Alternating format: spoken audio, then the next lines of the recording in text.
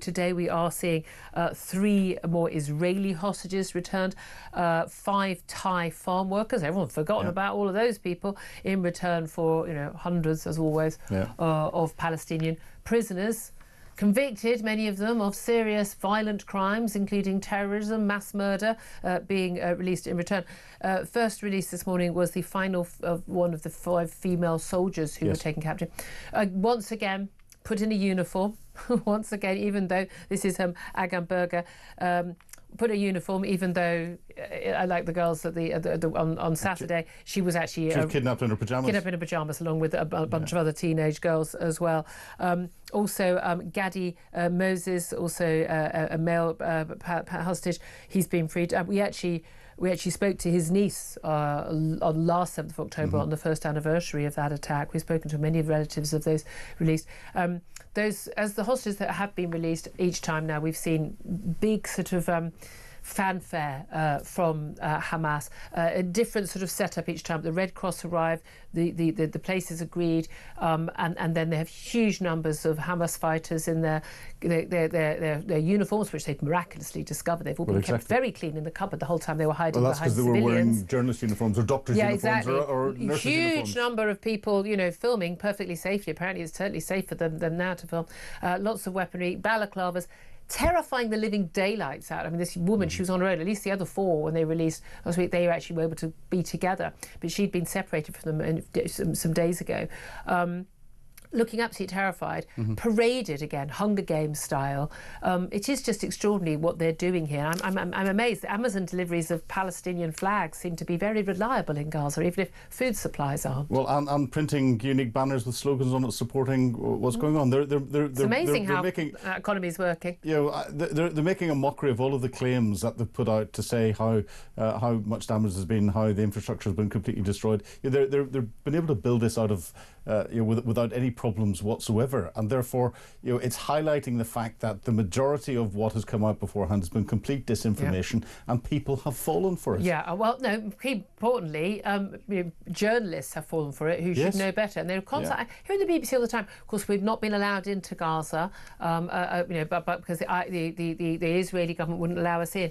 No, because you'd have been taken hostage. By the way, are you crazy? Then they've got yet another problem.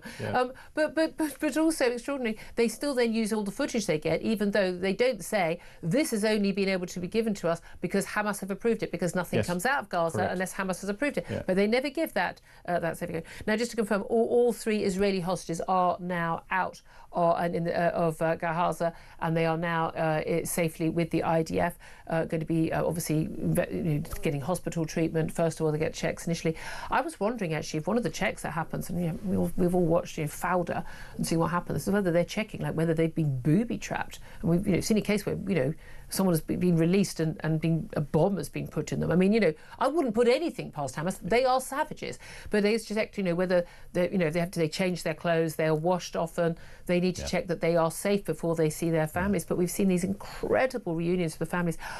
As a mum of I've got an 18-year-old, these are 19-year-old, 20-year-old girls. These, I mean, I know they're women, but they look like little girls to me. I can't imagine what these families have gone through, and I have wept every time I've watched this footage. And it just, because this is a choice. I mean, when we've seen these horrific images of children who have been killed or maimed in Gaza as a result of Israeli weapons, and there's a whole thing going on social media. Oh, you said you didn't weep a single tear for them. That's not a deliberate.